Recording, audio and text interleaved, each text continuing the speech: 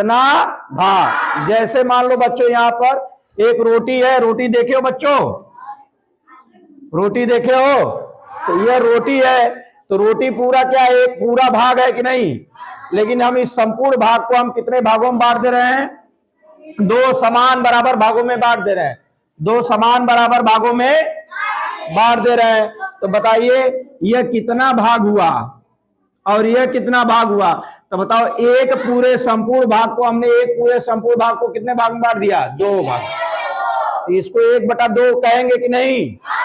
भिन्न को हम लोग ऐसे भी पढ़ते हैं 1/2। और बताओ ये भी 1/2 है कि नहीं। तो भिन्न हमें बताता है कि प्रत्येक का मतलब पूरा एक संपूर्ण भाग का हमने कितना भाग कर दिया, कितना हिस्सा कर दिया, उसी को हम लोग कहते हैं क्या बच्चों, भिन्न कहते हैं। क्या कहते हैं, भिन्न। अब मान लो कि एक रोटी हमने लिया और उसको हमने कितने भागों में बांट दिया, 4 भागों में। देखो हमने 4 भागों में बांट दिया, 4 बराबर भागों में बांटना है। कितने, 4 बराबर भाग। बताओ यह भाग कितना है, एक को पूरे हमने 4 भाग में बांट दिया, तो 1/4। ये भी कितना होगा, ये भी कितना होगा, और ये भी कितना होगा।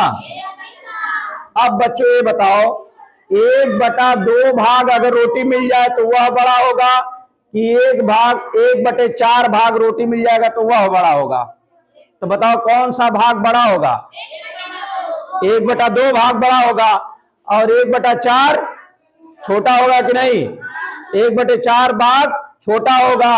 तो बताओ 1/4 भाग छोटा होगा तो हम भिन्न को ऐसे लिख सकते हैं कि नहीं, 1/2 बड़ा 1/4।